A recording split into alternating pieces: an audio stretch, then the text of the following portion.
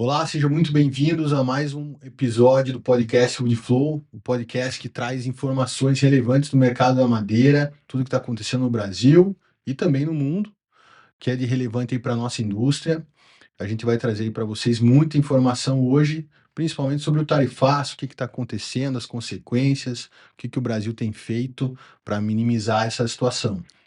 Se você está participando desse mercado, acompanhe a gente aí nas mídias sociais, Woodflow Brasil, assina aí o nosso canal no YouTube e sempre receba o que tem de novo que está acontecendo no mercado.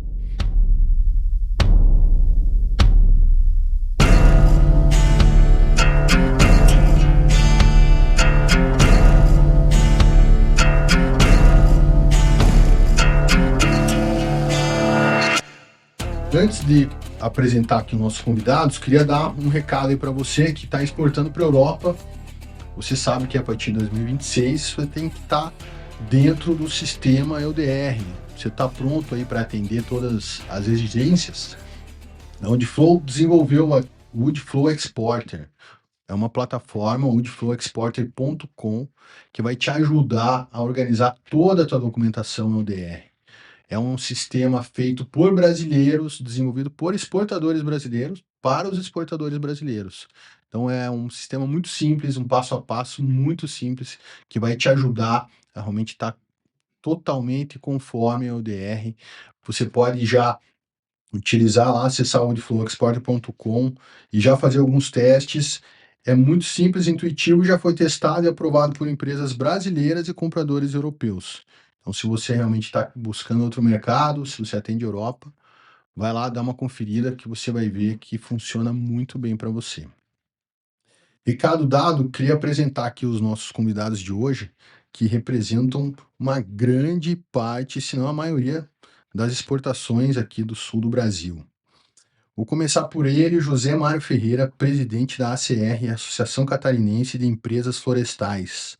José Mário, obrigado pela tua presença, bem-vindo aqui ao podcast. Obrigado, Gustavo. Parabéns aí pelo seu podcast e espero fornecer o máximo de informações aí para o setor e para todos os que estiverem nos assistindo. Vamos lá. E representando aqui o Paraná, Fábio Brum, que é o presidente da Associação Paranaense de Empresas de Base Florestal, a APRE Florestas. Fábio, obrigado aí pela tua presença, seja muito bem-vindo. Obrigado, Gustavo. É um prazer e uma honra. E espero que a gente ajude aí a esclarecer o problema para o pessoal que está assistindo a gente em casa. Hein? Bom, vamos lá. Antes da gente falar dos números aí, né, do Paraná e de Santa Catarina, a gente tem que falar do tarifaço. Não tem como fugir. E É o assunto do momento, né? o que está acontecendo nesse momento? Vai ter tarifa, vai ter 10%, 40%, seção 232, seção 301. Quem pode falar nesse momento o que está acontecendo e quanto exatamente vai ser tarifado os nossos produtos aí? Acho que a primeira coisa que a gente tem que falar é que pelo menos tem um alívio de ter resolvido a questão. Porque até dia 30 do mês passado ainda existia dúvida quanto que ia ser tarifa, se efetivamente acontecesse, ia ser executada para todos os produtos. Dia 30 de julho, inclusive antes do prazo, né? Porque o prazo era dia 1º de agosto para que a coisa fosse anunciada oficialmente, que o governo americano anunciou antes. Então, acho que o primeiro sentimento, no final dos contos, é de alívio que pelo menos a gente sabe o que foi que efetivamente aconteceu. Apesar de algumas dúvidas terem remanescido até o dia 6, quando foi efetivamente executado. Mas eu acho que a primeira coisa é essa. A gente ficou nessa dúvida, que ela permaneceu por um tempo bom, e ela acabou, felizmente ou mais infelizmente, no dia 6 de agosto.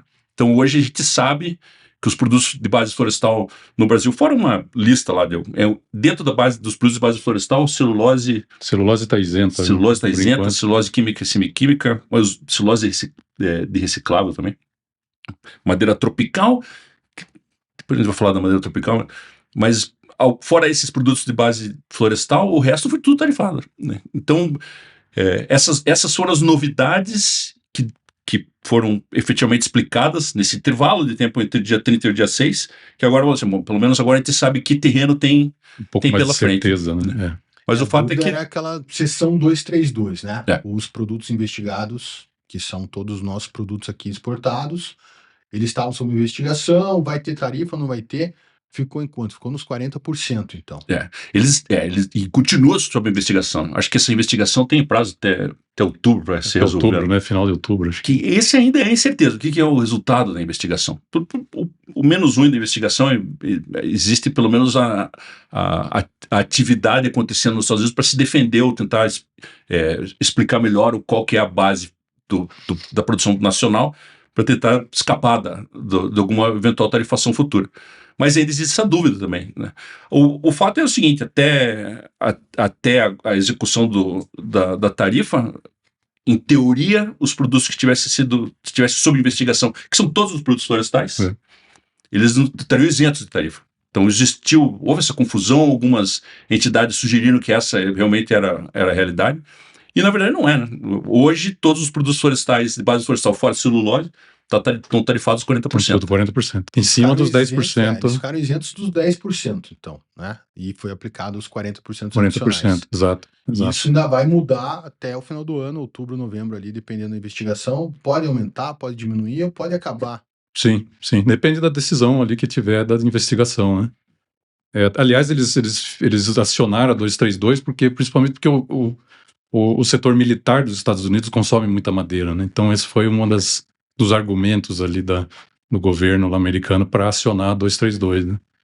E agora vamos ver o que vai acontecer, mas é o que você falou, pode ser que aumente, pode ser que diminua, não sabemos ainda, né? Mas a dúvida era essa, tinha algumas instituições divulgando que estava isento de tarifas por enquanto, né, até o término do julgamento, e outras instituições divulgando que não, mas agora a gente está seguindo lá, pelo menos na CR, a gente está seguindo o entendimento da BINSE também, né, que eles têm uma banca de advogados lá nos Estados Unidos interpretando tudo isso constantemente, o que sai de decisões, o pessoal interpreta e nos passa a interpretação.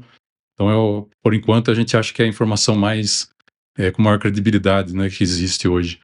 E é isso mesmo, a interpretação é essa, até terminar o julgamento, é o 40%. vai ser os 40%. Não tem outra interpretação. E eu acho um problema adicional é exatamente isso, é o termo interpretação. Ficou muito aberto para interpretação. Todo mundo sabe que a notícia era ruim. Então era o quanto ruim.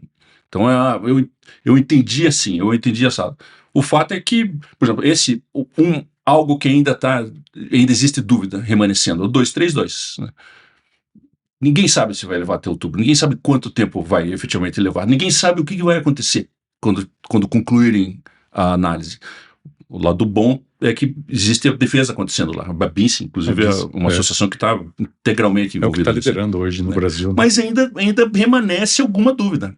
O problema, eu acho que no final das contas, além do fato particular de que houve a tarifação, é que ficou muita coisa no ar. Né? A própria isenção de madeira tropical. O que é madeira tropical? Madeira que foi produzida no trópico? Ou madeira nativa? É madeira nativa, chegou na madeira natural. Na análise do que é madeira tropical, tem uma lista de espécies nativas que não são isentadas e são madeiras tropicais. Veja como fica, tudo, você descobre uma camada, vai para a próxima, depois tem que analisar mais uma.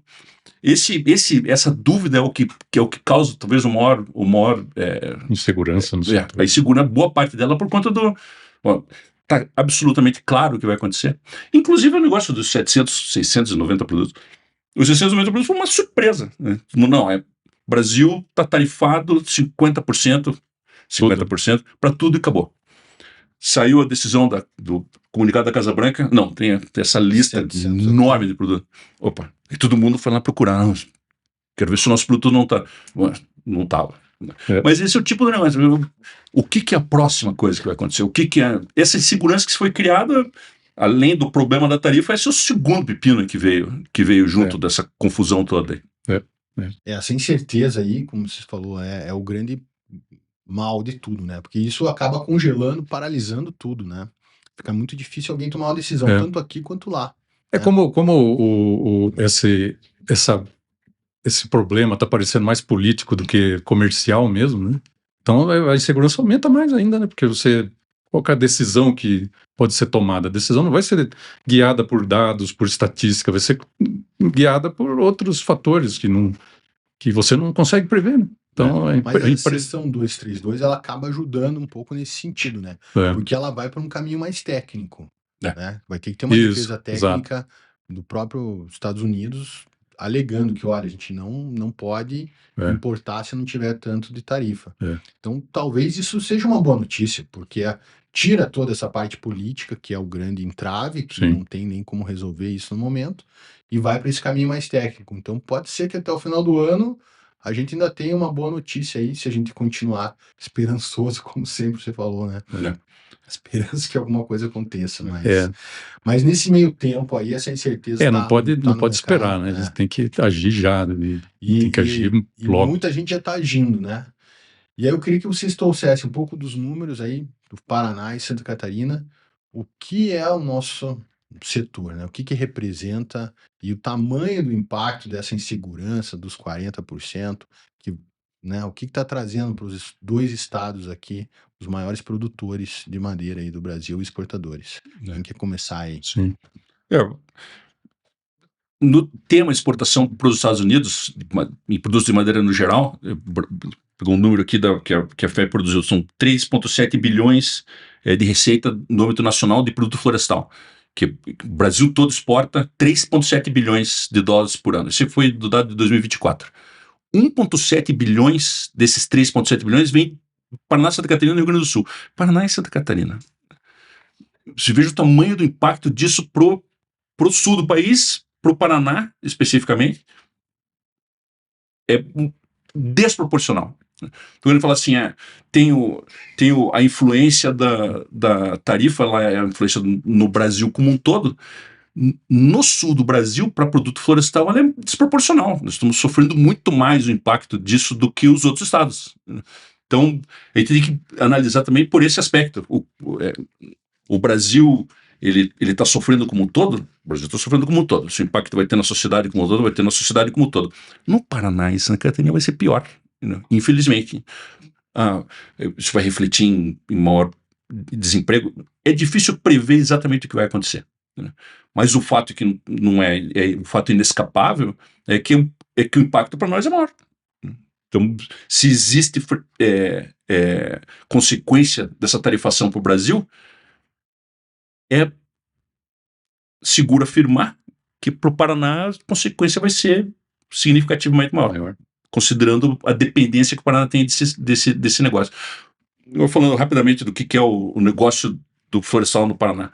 O Paraná é o quarto maior plantador de florestal, quarta maior área florestal do Brasil é no estado do Paraná, dos estados. É o segundo maior estado que tem pinos plantados. Até recentemente era o maior. Santa Catarina passou o Paraná recentemente. Aproximadamente 15% de todo o emprego gerado pelo setor florestal no Brasil, ele é no Paraná. Isso dá uma dimensão do tamanho do negócio no Paraná. E, especificamente a respeito do número, é o quarto maior produtor, maior plantador florestal, e isso significa aproximadamente 1.300.000 hectares de floresta. 700 mil desses hectares são pinos. Por exemplo, do quanto que o Paraná é importante no cultivo de pinos. Então, essa é a dimensão do negócio no Paraná, o tamanho do mercado. O Paraná é um mercado. Quando eu falo assim, o Paraná é dependente do mercado florestal, é um mercado múltiplo. Você tem várias empresas que funcionam em diferentes áreas, produzindo diferentes produtos. Não é só para os Estados Unidos também. Assim, integralmente a gente vive de exportação para os Estados Unidos. Não, boa parte do produto produzido no Paraná é consumido domesticamente também. Outros são exportados para outros países, não necessariamente os Estados Unidos. Agora, para os Estados Unidos, tem algumas empresas dentro do Paraná que são dramaticamente dependentes. Né? Então, ele não pode ignorar o fato de que os Estados Unidos é realmente um consumidor importante para o produto produzido no mercado do Paraná, que é um mercado que tem uma capacidade de manufatura muito grande. É uma dependência muito grande desse setor mesmo. Em Santa Catarina, qual que é o tamanho desse mercado lá? Santa Catarina é bem semelhante ao estado do Paraná, né, Gustavo? Em área florestal, hoje, total de área plantada, nós estamos em 5º lugar, mais ou menos, ali no Brasil, né? A gente conta com 1.050.000, no último levantamento, 1.050.000 hectares, mais ou menos, de floresta plantada. Nós somos a maior área passamos o Paraná esse ano, somos a maior área de plantio de pinos, dá 720 mil hectares, mais ou menos, de plantio de pinos, né? E o mercado, a produção, os produtos florestais produzidos em Santa Catarina também são diversificados, tem uma cadeia produtiva já bem diversificada nessa parte, né? Desde toras até molduras, compensados, tem uma diversificação de produtos grande e uma dependência dos Estados Unidos muito grande também, né? No geral, a exportação de Santa Catarina depende 15% dos Estados Unidos, mais ou menos, né? E o setor florestal depende muito mais, né? Tem produtos, por exemplo, moldura, porta, que a gente depende mais de 80% dos Estados Unidos, né? Tá ligado aos Estados Unidos, né? Mas é um mercado grande, é um mercado desenvolvido, bem industrializado, né? Tem bastante indústria de transformação, de alta tecnologia nos produtos de madeira e depende muito da exportação.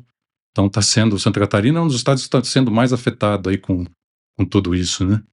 E até a CNI produziu fez algumas estimativas eles chamam de tarifa média, né? Que cada região tá sofrendo com todas as decisões aí que tiveram. E a região sul, a tarifa média é 45%. Então, se você pegar de todos os produtos, né, que estão sendo tarifados, né? A região, de longe, é a região que está sofrendo mais, né? O impacto é enorme e já foi imediato, né? A gente tem acompanhado as notícias, muitas indústrias dando férias coletivas, sem saber exatamente o que vai acontecer. E a gente tem escutado também da dificuldade que é diversificar mercados, né? Exato. A gente que está por dentro aí sabe que não é do dia para a noite e que grandes empresas dos Estados Unidos fizeram investimentos aqui juntos, né? Desenvolveram indústrias especificamente para aquele mercado. E a gente criou uma dependência porque o mercado sempre foi bom também, né? Sempre historicamente foi bom.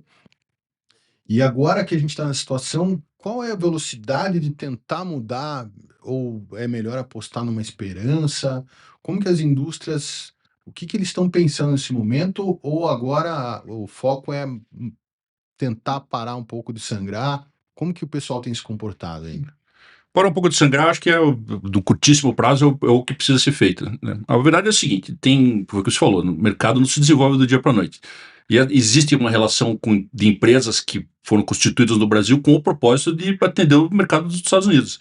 A relação com os Estados Unidos não é uma relação que começou ano passado, ou 10 anos atrás, é uma relação longa, né? E uma relação longa exatamente por isso, você mencionou, não é um mercado confiável, é um mercado... A relação dos dois países é uma relação historicamente positiva por muito tempo. Isso é parte da razão porque se constitui um negócio no Brasil para exportar para os Estados Unidos. Não é porque fazer jogar com a sorte. Eu vou fazer uma coisa imaginando que posso dar sem conhecer exatamente qual que é o mercado que você vai vender. A razão pela qual o Brasil exporta bastante para os Estados Unidos é por conta de uma relação... É o melhor mercado que tinha para vender madeira. Exatamente, é o melhor mercado que tem para vender madeira. E para alguns produtos é o único mercado. Então você não facilmente muda para um outro mercado quando o seu produto é destinado a um mercado. Mas vai ter que fazer uma conversão considerável no seu processo. O exemplo que o Zimar deu. Compensado produzido no Paraná, 30% do compensado produzido no Paraná vai para os Estados Unidos. E 30%, para dizer, isso aqui eu posso... Existe manejar, né? 60%, 70% está indo para um outro mercado, para outros mercados já. Então isso é mais manejável. Agora, quando o seu mercado é 98%, Que é o caso da moldura e praticamente da porta. Exatamente. O mercado de moldura é destinado para os Estados Unidos. No curtíssimo prazo, você não tem alternativa. E nesse caso, por conta dessa história dos Estados Unidos, é razoável imaginar que uma alternativa boa seja garantir que esse mercado continue existindo. E por que não? Se ele existe há 40 anos, por que ele vai deixar de existir? Porque existe uma dependência do americano também. Sim, exato. Esse é um outro ponto. Essa relação ela é de volta. O consumidor americano ele também estabeleceu essa relação com o Brasil. Dependência sobre certo aspecto, mas a dependência nossa deles é maior.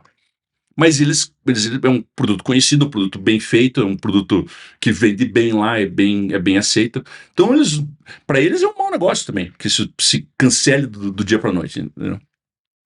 No curtíssimo prazo, o que você falou, o que tem que fazer agora é a gente discutir um pouco disso. A gente não imagina também que isso aí é um problema que vai durar para sempre. Existe aí uma expectativa, como todos os problemas. Outra coisa também, isso não é a primeira vez que acontece.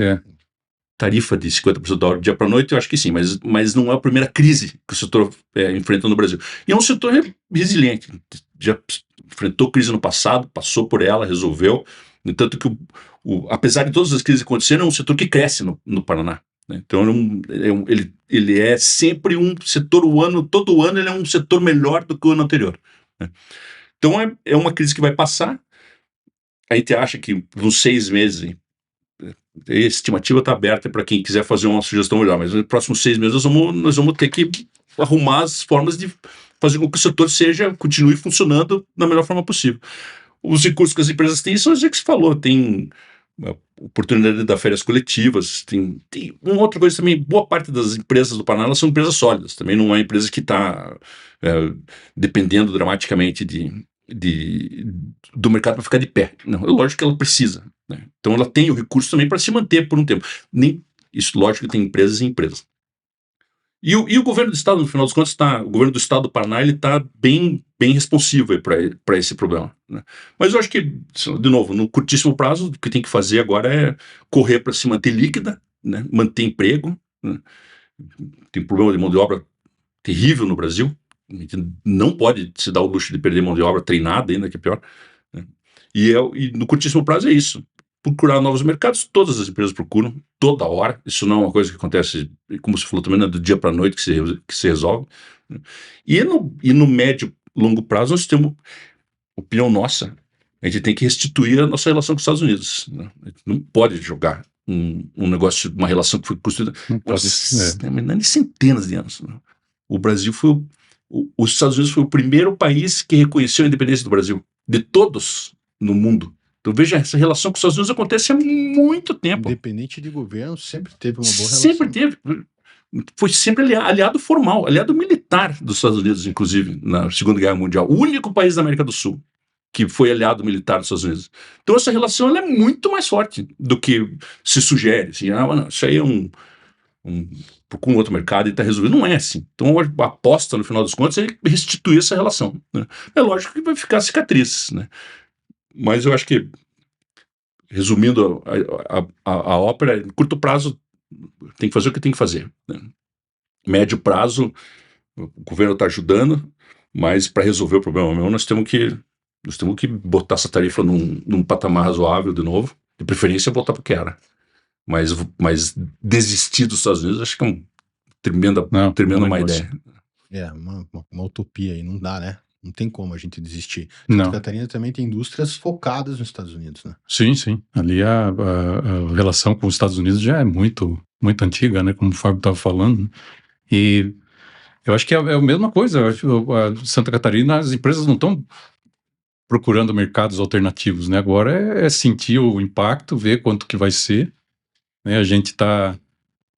embora o governo federal não esteja agindo do jeito que a gente espera que ele deveria agir, tem associações e o setor está agindo, né? A BINSE está fazendo articulação diretamente lá nos Estados Unidos, sem a ajuda do governo federal, e eu acho que o objetivo agora tem que ser ou levar essa tarifa a zero ou diminuir o máximo possível. Você tem que sentar lá e negociar com o governo, né? Não tem... E depois procurar, porque a pior coisa é procurar por mercados alternativos sob pressão, né? Você vai... o cara vai chegar por você, o meu produto vale 100, eu pago 50, né? Já que você está desesperado. Você sabe que o cara não tem alternativa no momento, vai apertar. Então não é uma boa alternativa por enquanto, né? O objetivo o foco tem que ser cancelar a tarifa, baixar a tarifa ao mínimo possível, né? Para a gente continuar vendendo para os Estados Unidos. O maior comprador do mundo, né?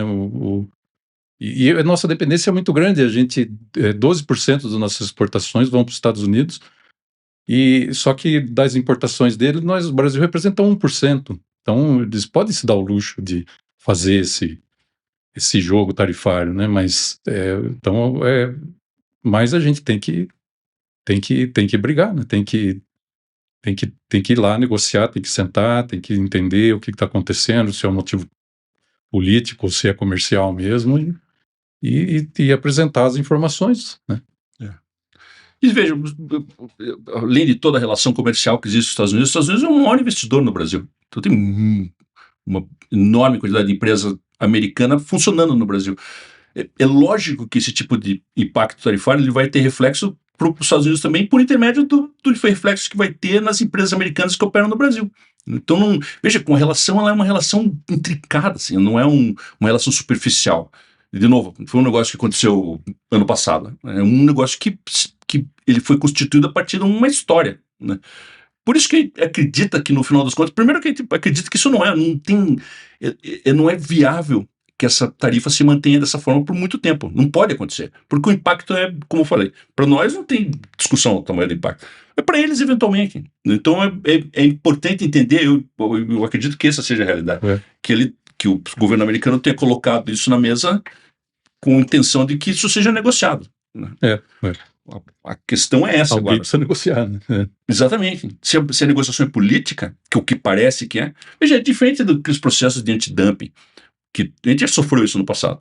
Mas você sabia que era o produto tal, por conta disso, foi aquilo que você falou, uma defesa técnica. Defesa técnica não tem problema, a gente tem condição de ir lá e de se defender tecnicamente.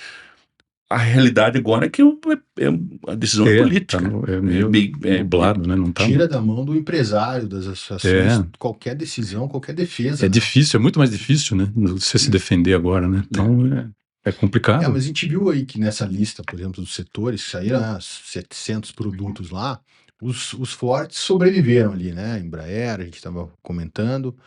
E a questão de tempo, será até o pessoal enxergar isso aí? Será que até o final do ano essa 232 vai conseguir trazer um pouco mais de luz para isso? Porque realmente essa dependência do americano no Brasil também existe, né? E vocês trazendo os números aí de áreas, né, plantadas, vocês têm lá na página de vocês, as associações, a força que é o Brasil. E não existe outro país no mundo que tenha essa estrutura que a gente tem aqui, né? Sim. No caso da moldura, os Estados Unidos vai comprar de quem esse volume que comprava do Brasil? Do dia para a noite ninguém vai conseguir suprir o que eles precisam. Podem ser que eles achem algumas alternativas, mas dá para ter uma esperança aí. E eu achei interessante essa posição de vocês, que a gente tem que apostar nessa negociação, né? Não existe outro mercado. Não existe outro jeito, né? Talvez no curto prazo, diversificar, obviamente é o que todo empresário sempre buscou. Mas não existe outro mercado como os Estados Unidos, né? Não. E no futuro previsível não vai existir. Não. O tipo de produto que os Estados Unidos consomem do Brasil é um produto que não. Qual é o outro país que alternativamente vai consumir o mesmo produto exatamente? Não existe expectativa que isso aconteça. E outra razão por qual a gente se anima com o fato de que isso vai se resolver é porque é incabível, né? O Brasil não está sendo tarifado numa taxa muito alta. Ele está sendo tarifado na maior taxa de todos os países. Da noite para o dia, ninguém esperava, chegou isso. Exatamente. Então, você fala assim, não, mas somos nós e mais 70 países, nós estamos sofrendo tudo igual. Não, nós não estamos sofrendo tudo igual. O impacto para nós foi maior. Existe uma razão pela qual isso aconteceu e eu acho que, nesse caso, por conta da razão estar explícita, tem que haver uma negociação. Tem que haver, não tem alternativa. A gente não pode simplesmente agora, vamos sentar e esperar para ver se o vento sopra no sentido contrário e vai resolver por conta de nada. Quando o governo americano colocou na mesa, de novo, a expectativa do governo americano é que houvesse algum tipo de reação. Tudo bem. O que nós vamos fazer para resolver? E a realidade é essa. A reação ela tem que vir do governo federal. Ela não é uma reação. O governo estadual do Paraná, ele tá reagindo super bem. Onde ele pode reagir. Que é focar em dar o suporte para as indústrias. Que é focar onde ele pode dar o suporte para as indústrias. Já está dando, inclusive, o pessoal conversou, as indústrias já estão se valendo dessa alternativa. O setor, de novo, a defesa técnica, ela pode acontecer na seção 232, e está acontecendo. Mas a realidade é que, politicamente, nem o setor de base florestal, nem o governo estadual tem capacidade de negociar diretamente. De negociar diretamente com o governo dos Estados Unidos. Isso tem que ser o governo federal. E a realidade é a seguinte: não houve ação entre a data que foi anunciada até efetivamente execução da decisão. Não aconteceu nada. Nenhum telefonema, nenhuma visita, nenhuma tentativa. Só coisa na mídia, né? Não teve nada. Houve reuniões em Brasília. Teve uma reunião em Brasília, agora a última foi em segunda-feira, teve pessoal do ministério, tal. Então todo mundo está, em teoria, reagindo. Está ciente, né? Ao assunto. Mas na prática não aconteceu nada. Veja, dos 700 produtos, isso é tudo conhecimento público. Dos 700 produtos que foram isentados, não teve negociação nenhuma. Não, eles que escolheram. Isso foi decisão do governo americano. Por mais que alguém possa sugerir que foi diferente, não foi diferente. Né? Foi uma surpresa para todo mundo, inclusive. Foi interesses dos importadores mais do que negociação do Brasil. Né? Que, por certo aspecto, de novo, é uma coisa que a gente pode ler positivamente.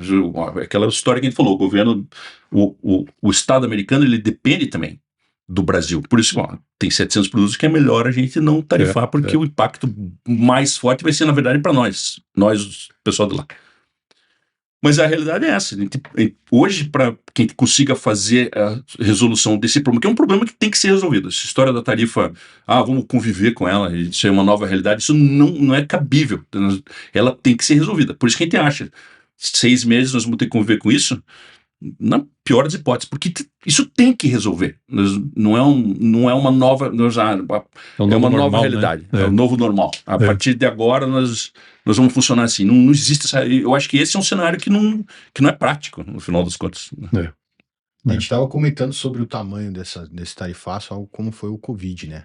O primeiro impacto vai parar tudo, vai acabar o mundo. Mas aí o pessoal começa a dar uma respirada e começa a ver que tem esperança, que o setor é forte, que as indústrias lá são fortes, o americano depende disso também. Sim. E a gente tem que realmente puxar o governo, não tem outra alternativa. Sim, né? A vocação do Brasil é florestal, né? O sul do Brasil principalmente, nós temos uma das florestas de pinos mais produtivas do mundo, né? Nós trabalhamos numa empresa americana e o pessoal vem de lá de fora, olha para a nossa floresta e fala, pô, que maravilha, né? Que crescimento, que produtividade, que qualidade de produto que ela tem. Então nós temos vocação para isso e nós não vamos perder essa vocação, né? O que precisamos é ajustar a parte negocial. A parte negocial do Brasil está muito ruim. Nós precisamos agora, né? Agora que teve também, as circunstâncias são extremas, né? Mas nós temos que negociar, temos que baixar essa tarifa e continuar, né? Continuar com o nosso trabalho que estava tendo, né? A gente percebeu então que essa tarifa veio e o pessoal já está botando a cabeça no lugar e já está tomando ação, né? Seja aí ou manter as fábricas, empregos, ter um certo suporte, negociar, tem que negociar, não tem como abandonar os Estados Unidos, e também tentar diversificar alguma coisa, mas imaginando aqui que isso se alongue mesmo, né? Quais outros mercados a gente poderia atender? Se o americano ele deixar de comprar do Brasil, ele vai comprar de outro lugar. E isso vai abrir um buraco em outro país, né? E a gente hoje atende bastante na questão da matéria-prima. Como que a indústria vai se comportar ali? Será que a gente está perto de ter uma mudança muito significativa aí na base de indústria aí do Brasil, aqui do Sul especificamente?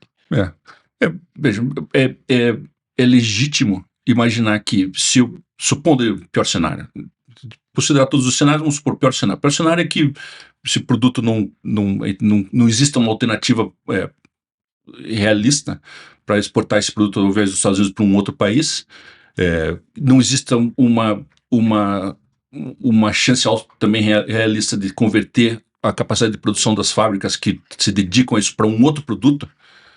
O que vai eventualmente acontecer, no pior cenário, é a redução do consumo da madeira. Né? Reduzindo o consumo da madeira, você pode imaginar o que pode acontecer no mercado como um todo. Você vai ter mais madeira disponível por um preço diferente. Então, veja, existem muitas ramificações dessa questão que não são facilmente estimáveis. Essa é mais uma razão por qual a gente precisa considerar a hipótese de de reduzir a tarifa como o principal objetivo. Esse é o objetivo. Porque esse é um problema, ele não sabe exatamente o que pode acontecer. A gente sabe que a chance de que o impacto seja grande é real. Já está acontecendo. Já está acontecendo. Exatamente. Se você vou trabalhar com a hipótese de que não vai acontecer nada. O mercado vai se acomodar por conta própria no curtíssimo prazo. Isso não vai acontecer. Esse tipo a gente conversou antes, né? O Brasil passou por crises, né? Essa é uma crise, é uma nova crise. Veja, o que você falou, o mercado paranaense do sul do Brasil, ele é um mercado profissional, é um mercado bem constituído. Quem trabalha no mercado são profissionais formados por um tremendo tempo, não um grupo de amadores que começaram a fazer um negócio onde. Por ser um mercado profissional, ele vai ter a capacidade de reagir, eventualmente. Então não é dizer, não, isso vai significar o fim do negócio florestal no Brasil. Não vai significar o fim do negócio florestal. Mas as ramificações dessa decisão no curto e médio prazo é difícil de estimar. É inocência achar que não vai ter nada. Não, tudo bem. Não vai. Daqui a pouco volta. Daqui a pouco volta, o mercado... também não vai mais acontecer. Volta, porque o Brasil produz, o Brasil é significante nesse mercado, porque o produto é bom e é um custo, é um preço bom, né? Então isso não vai deixar também de... A tarifa é um jeito artificial ali deles manipularem o mercado, mas o Brasil não vai deixar de ser um produtor florestal e um produtor de produtos florestais, né? Então eu acho que no longo prazo é isso mesmo, o mercado volta a se acomodar, né? Como a pandemia teve o pico e agora a gente estava voltando no normal, né? E eu acho que é isso que vai acontecer também, né? Não tem, o Fábio falou, o curto prazo é a gente controlar ali os danos e se manter sobrevivendo e negociar, né? Aprender a negociar. A indústria sempre foi muito resiliente mesmo. A gente sempre passou por muitas crises, altos e baixos, e sempre foi na dificuldade e sempre todo mundo superou, né? E essa vai ser mais uma. Não vai sei ser mais uma. Vai durar, mas... É histórica, né? Uma crise grande. Eu acho que teve, historicamente, nos anos 80, teve uma crise parecida, que o Brasil fez um protecionismo de artigos de informática, né? De computador, foi um protecionismo bem forte. Os Estados Unidos, em retaliação, taxou o suco de laranja brasileiro, mas daí o prejuízo calculado era de centenas de milhões de dólares, né? Agora são bilhões, né? Se não dezenas de bilhões de dólares, né? Então, a magnitude é muito maior. Então já passamos por isso, mas temos que nos unir e temos que negociar. Temos que aprender a negociar. Com um mundo novo, né? Com uma geopolítica nova. Tudo é problema geopolítico, né? Isso eu acho que é um ponto, né? A gente tem percebido que essas guerras tarifárias fugiram. Eu produzo melhor aqui, eu produzo melhor lá. Está muito ligado mais à geopolítica. Geopolítica. Não tem, dentro das nossas fazendas, a gente está tudo normal. A gente está produzindo, a gente está cortando, a gente está plantando, está preservando o meio ambiente. Agora, o problema é geopolítico, né? É ali a acomodação do comércio mundial, né? Isso aí é difícil porque foge da gente, né? Foge da nossa... Foge. Por isso, é um problema que precisa de uma escala muito maior, né? Precisa do governo federal. O governo não foge do governo federal negociar, sentar na mesa e negociar, deixar de lado todas as diferenças políticas, o que for, e negociar. E até falando um pouco dessa força aí, né? Desse nosso setor aqui, vocês que são muito aí da produção florestal. A produção aqui, por hectare no Brasil, ela é uma das melhores do mundo, é a melhor do mundo? Como que está comparado com o resto do planeta? Aí, para a gente ter uma noção de quanto o Brasil é forte. E Pinos é uma das maiores do mundo, né? Não dizer que é a maior do mundo. Não tem produtividade brasileira. A produtividade média brasileira já é a melhor do mundo. Se for procurar a produtividade de pico, vamos dizer, qual é a melhor floresta que produz o maior volume por hectare num lugar específico.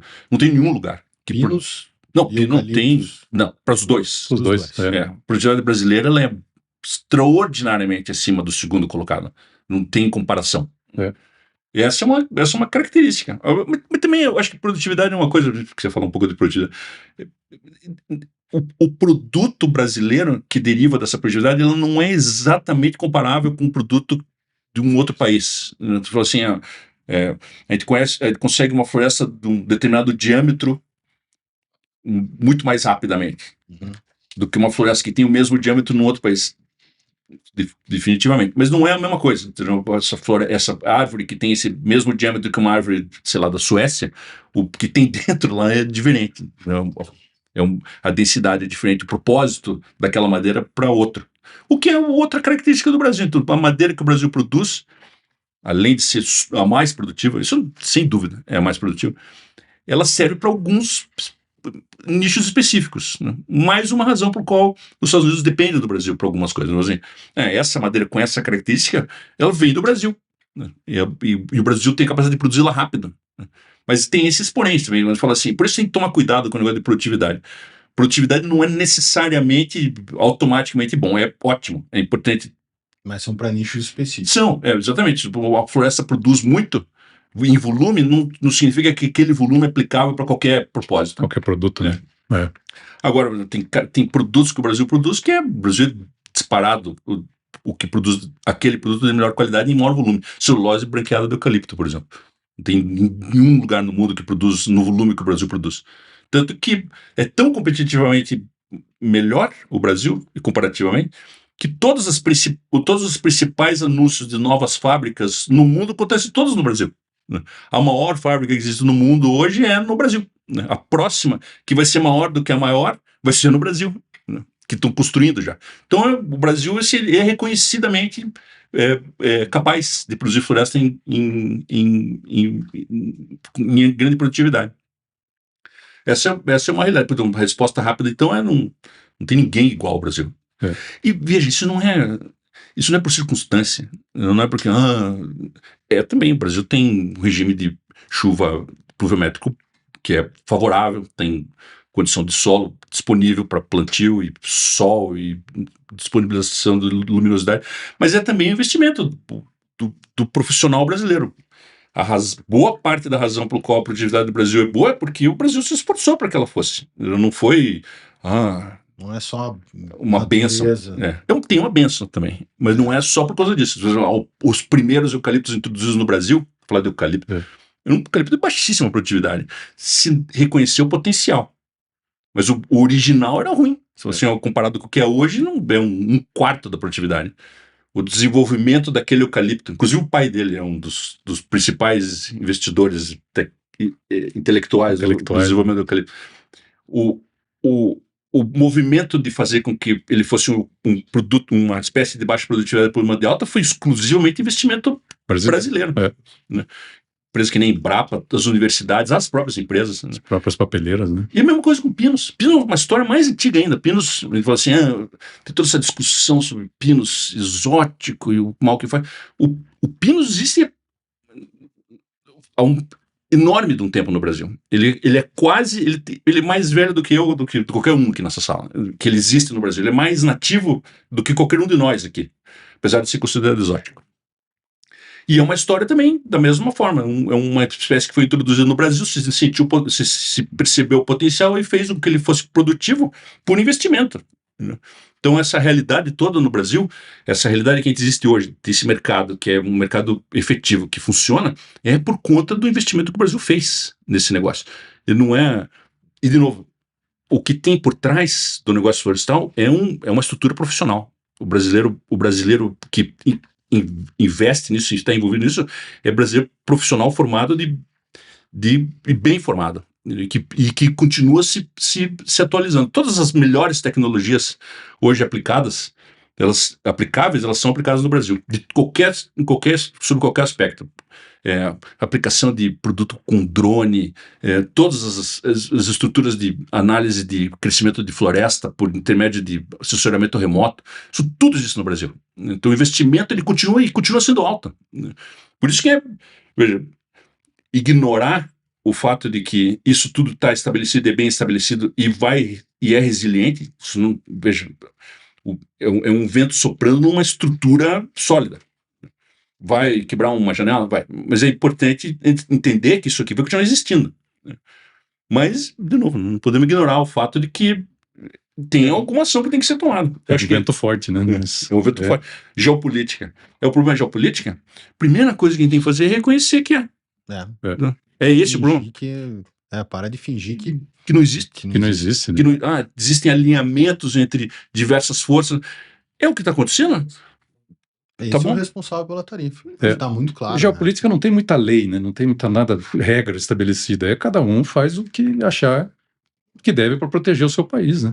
Então você tem que ter negociação, né? Tem que ter uma pessoa lá sentada do lado, conversando o tempo inteiro, né? Desde o começo da gestão do governo americano, por exemplo, do Trump. Né? Isso tinha que acontecer na manhã do outro dia.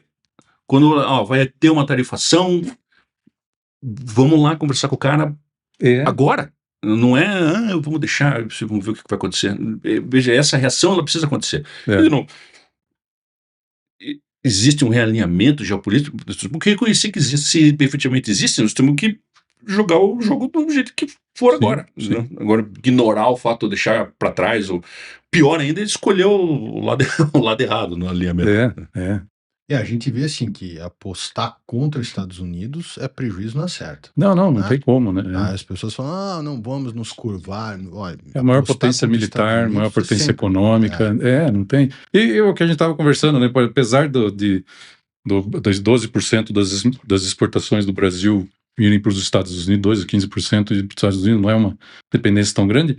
Hoje tudo é americano, hoje tudo tem empresa americana envolvida, né? Hoje internet, né, celular. Então você pode concluir que até que a dependência americana hoje do Brasil é quase 100%, né?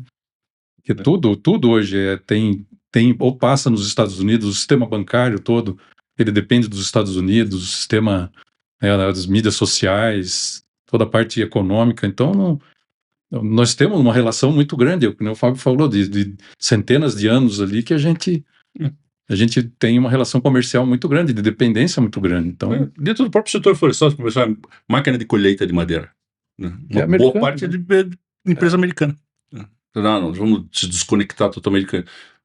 É irrealista ver dessa forma. Achar que a gente vai esquecer é impossível. Não adianta. Não tem como. Foi o termo que se usou, isso é utópico.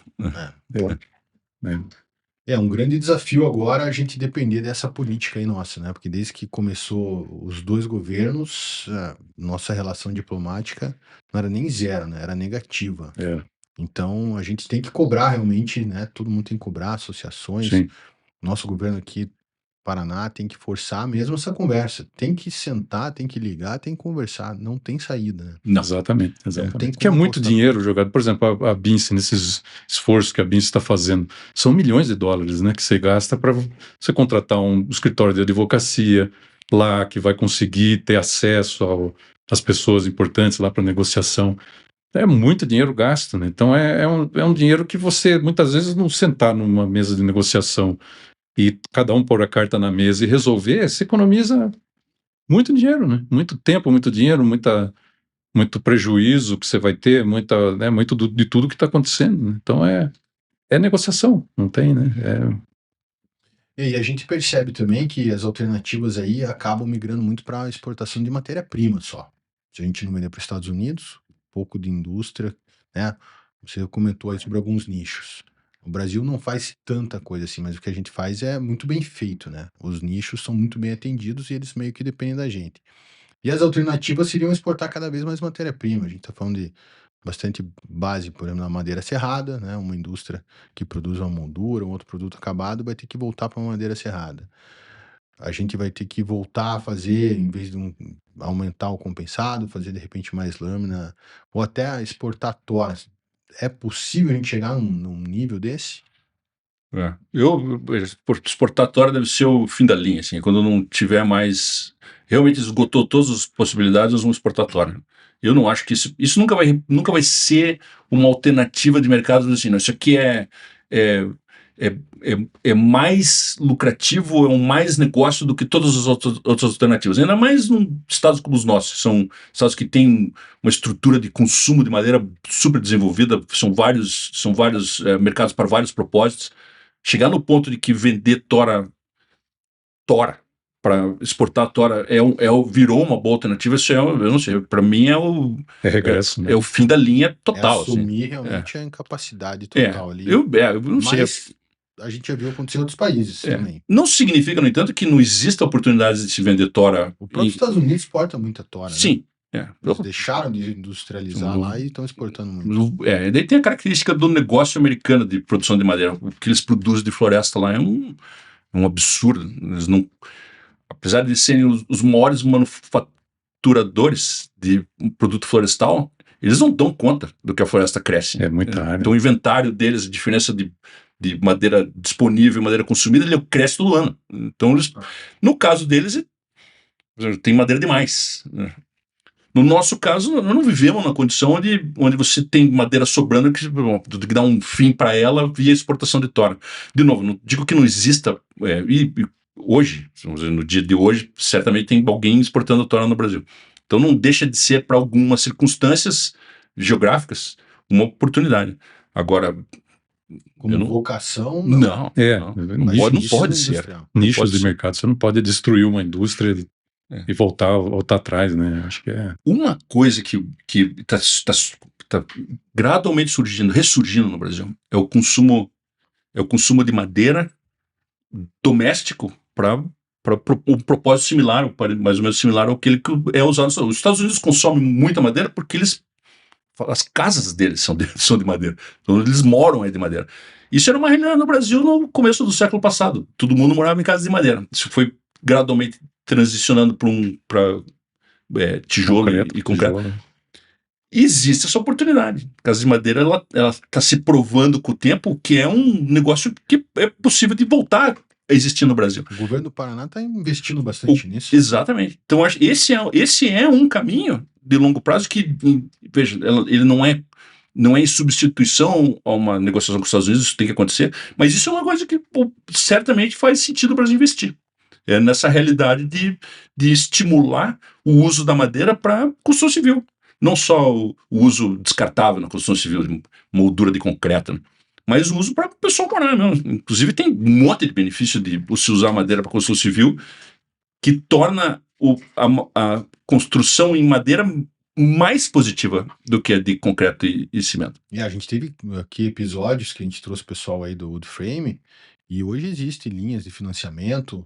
Então talvez essa diversificação que a gente fala tanto não esteja tão longe em outros países, esteja aqui dentro mesmo. Exatamente. Exatamente. Eu acho que essas são as oportunidades de ser aquela luz que indica um novo caminho. Então, é importante os Estados Unidos, continua importante e vai continuar importante. Mas é a cicatriz. Vamos aprender alguma coisa com isso. E pode ser que seja uma forma de estimular, uma coisa que, na verdade, deveria acontecer de qualquer jeito. Isso está mais ou menos claro. Investir em construção civil com madeira é um tremendo bom negócio. Sob o aspecto da qualidade do produto final, mas sobre todos os outros aspectos que são discutidos enormemente todo o tempo. O impacto que isso tem no clima, retenção de carbono. Madeira 50% da madeira é carbono. Então, não tem nada que tem mais carbono do que madeira. Se fizer produto de madeira que vai se manter madeira por um enorme de um tempo, que é o caso de casa, é um impacto positivo direto no negócio de carbono, reduzir carbono na atmosfera. Entendeu? Então, além de tudo, tem ainda esse positivo, esse ancilar aí positivo. Eu acho que isso é definitivamente uma coisa que as associações, inclusive, têm que fazer um esforço para promover. Isso é um bem para o setor, é um bem para a sociedade como um todo. Inclusive, do ponto de vista do custo, uma casa de madeira, você constrói ela numa velocidade enorme. Muito mais rápido. Tem casos aqui que a gente trouxe pessoal, assim, 4 meses a tua casa está pronta. Exatamente, imagina. Sim. E o Brasil é um país deficitário em moradia. Você ainda tem um monte de gente que mora mal, falta casa. Então, ainda além desse benefício social, né, adicional, que é você conseguir adicionar toda essa quantidade de casa para mais rapidamente para atender a necessidade da população. Então tem esse outro... Eu acho que isso não tem nem que discutir, né? Não. Essa é a tendência, né? Pois é, a gente está chegando no final aqui, daria para falar muita coisa, mas eu Sim. queria que vocês deixassem uma mensagem final, mas assim, meio que o que a gente pode esperar disso, né? O que dá para entender, assim, nós nunca mais vai ser a mesma coisa.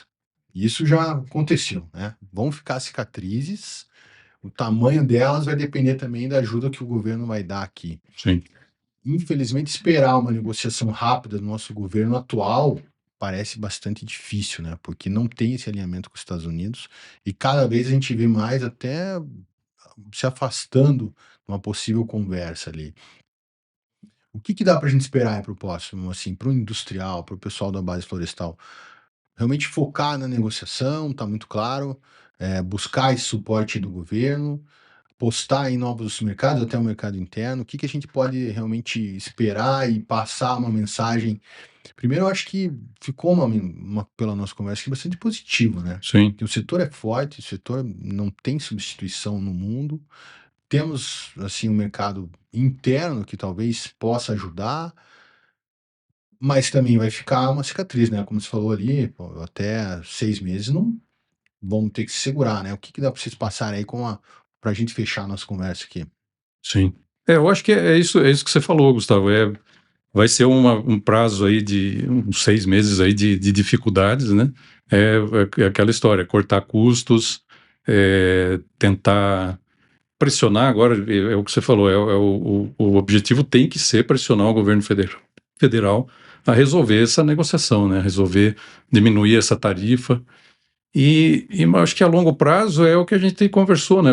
A vocação, o Brasil tem a vocação florestal, nós temos um parque industrial montado de altíssima qualidade nós vamos, uma hora nós vamos voltar ao normal, e quando voltar ao normal, eu acho que vai ser uma fase de ajustes e de prosperidade, né? Eu acho que Pode aí sair mais forte pode dessa, sair mais você acha? forte. A gente tem que aproveitar as oportunidades agora da crise, né? Toda crise, se a gente consegue tirar uma oportunidade, né? Então é tentar ver as oportunidades. É difícil, é um vento, a gente está falando de vento, né? Uma ventania muito forte que vai causar cicatrizes grandes aí no setor, né? Mas é um setor muito consolidado, muito antigo, né? Então, eu acho que essa é a mensagem, vamos nos unir e pressionar o nosso líder supremo, lá, o governo federal, para resolver isso, é o papel dele, ele foi eleito para fazer isso, né? E vamos aí segurar, vamos cortar custos, vamos tentar segurar o máximo que der os empregos, tentar articular com os governos estaduais esses auxílios, como aconteceu na pandemia, né, para diminuir ao máximo aí os desempregos, como o Fábio estava falando. Você perder uma pessoa treinada é um custo extremamente alto, né? E tentar resolver isso o mais rápido possível, né? Você acha que dá para ser mais forte mesmo dessa, Fábio? Dá aí uma coisa que eu posso dizer que vocês podem esperar, definitivamente, é a atuação da APRE. A APRE, veja, tem aquela história do barco, o barco começa a entrar água, o pessoal pula fora A APRE pulou dentro do barco, agora. Então, se uma coisa que o setor pode confiar agora é no trabalho da APRE, desde o primeiro dia, e das associações como todas, não estou falando da APRE porque eu estou desse CEDAP. A APRE, desde o primeiro dia, ela começou, ela criou o canal de ligação com as autarquias, com os setores, ela está ativamente participando, isso é um trabalho diário, o Elson está por conta disso 100% do tempo dele, a gente sabe da importância, e isso eu posso dizer, se tem alguma coisa que pode se esperar disso aqui para frente, que a APRE vai apoiar integralmente a solução desse problema até o momento que ela seja solucionada. Essa é a função da associação, ela representa os associados, e ela vai pôr a cara para resolver, por intermédio do contato direto com os governos, estadual, como a gente faz sempre, federal, via a cooperação com as outras associações, a CR, a GFLOR. A gente faz parte da ASBR, que é a Associação Sul-Brasileira. A Associação Sul-Brasileira, ela tem representação em Brasília, então a gente, por intermédio disso, nós também vamos tentar, no máximo, dentro do limite da nossa capacidade, influenciar lá também, mas isso é uma coisa que eu posso garantir para você. Você tem um negócio que se tem uma associação que vai continuar lutando para que isso que isso seja resolvido até o último dia. Vai ser a APRE. Então esse é um sinal que o pessoal precisar, dos associados que fazem parte da APRE, eles estão mais do que convidados para entrar em contato e nós vamos estar sempre disponíveis a procurar a solução pro problema que existe agora e que todo mundo espera que se resolva aí no mais curto prazo de tempo. A importância das associações, né, Gustavo, agora são mais importantes do que nunca, né, porque se juntar esforços, diluir custos e tentar fazer uma ação bem contundente, né. A CR também está ajudando a fornecer dados, está trabalhando junto com a Fiesc bastante, né, a Fiesc está sendo bem importante nisso, né, então também a CR podem contar com a CR, todos os associados também podem contar com a CR, nós vamos estar nessa briga, no mesmo barco aí até o final da luta. Eu acho que isso é um movimento que tem acontecido e a gente aqui, né, como a gente fala com muita gente de vários setores, a gente sempre tratou o setor madeireiro, tradicionalmente foi muito fechado. E desde essa confusão toda, a gente tem percebido uma sinergia maior, uma energia de todos os setores, tentando conversar mais, levando isso para toda a sociedade. Eu tô querendo ser otimista aí, mas eu acho que a gente, assim, vai sofrer, mas a gente vai sair mais forte dessa mesmo. Até por esse movimento que vocês todos têm feito, né? Não só que associações e outros setores estão se juntando, as indústrias estão conversando mais e estão entendendo a necessidade de a gente divulgar isso para o mundo também. Que sempre fomos muito fechados aqui. O que o Fábio está falando, a gente criou as ASBRs justamente por causa disso, porque o sul do Brasil tem problemas particulares, né, diferentes do centro-oeste do Brasil, que é uma espécie diferente, é o eucalipto, é uma destinação diferente, um mercado totalmente diferente. O sul é o pinus, é um mercado diferente, um manejo diferente. Então os problemas, consequentemente, são diferentes. Então a gente decidiu se unir e formar a Associação Sul Brasileira, que são as 3 associações do Paraná, Santa Catarina e Rio Grande do Sul, né? E a SBR também estamos, como o Fábio falou, nós temos um representante lá em Brasília, também estamos tentando influenciar ao máximo a parte federal, ali no nível federal, né? As negociações aí. Legal, até então aproveitando aqui, né? Vou agradecer a vocês mais uma vez e queria que vocês deixassem para o pessoal contato de vocês, da associação, quem quiser participar desse esforço aí que vocês têm feito. Gemário, começa aí, por favor, dá o recado e como é que o pessoal acha você, como é que entra em contato com a associação. Sim. O pessoal de Santa Catarina. Sim, a associação ela fica em Lages, né? A gente, aliás, nós estamos comemorando 50 anos esse ano, né? Que a associação existe, aniversário de 50 anos. Nós temos um site, www.acr.org.br. É um site que é bem legal, ele traz todas as informações do setor, todas as atualizações das reuniões que a gente tem, dos temas, tudo que está sendo discutido. Traz lá a relação dos associados, né? Somos em 47 associados hoje. E tem o Davi, que é o que cuida da parte de comunicação da empresa, e o Mauro Murara, que é o principal, o diretor executivo ali da associação. O principal contato é a pessoa que está mais em contato ali com as instituições e com os associados. Legal. Qual o site mesmo aí? Repete para a gente. É www.acr.org.br. Você de Santa Catarina entra lá e você do Brasil inteiro, veja lá o trabalho que eles têm feito, que é muito interessante. Sim.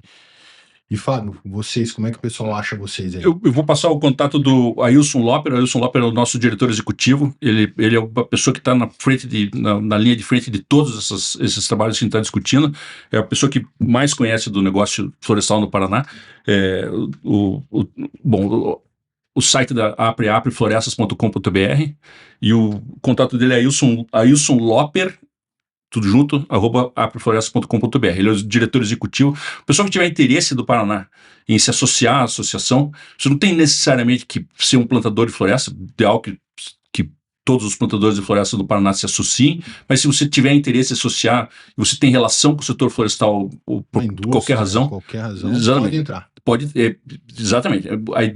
O propósito da APRE é representar o seu interesse dessa forma que nós estamos representando agora. Então, o contato nosso é esse, de novo, o site da Apple tem uma riqueza de informações lá que você pode acessar. E a Apple está sendo também bastante ativa nos canais sociais tradicionais, Instagram, no LinkedIn. Então a gente publica bastante coisa periodicamente, bastante do que está acontecendo nessa tarifação, ela foi publicada lá. Então a gente está tentando ser bem proativo no quesito de passar a informação para frente. Então aproveitem, quem quiser também seguir a gente, eu sou meio ignorante nesse negócio de mídia social, mas seguir lá no Instagram, tá o nosso nome, facilmente se chega lá, ainda mais a gurizada que é mais esperta, e rapidinho chega lá. E quem quiser, de novo, a associação está aberta para mais associados, esse é o interesse nosso, é representar 100% do negócio florestal no Paraná. A gente representa 100% dos maiores produtores, mas o interesse nosso é representar 100% de 100% mesmo. Muito bom, senhores. Então, obrigado realmente aí pela participação de vocês. Obrigado por você que ficou até agora aqui com a gente. Espero que tenha trazido aí alguma esperança e realmente informação para você ter certeza que dias melhores virão, né? E se você quiser saber mais informações, às vezes não pegou aí os dados deles certinho, acompanha a gente lá no Woodflow Brasil, que a gente vai repassar aí o site e todas as informações para você ficar conectado lá. Senhores, obrigado e até a próxima. Obrigado. Até a próxima. Até mais.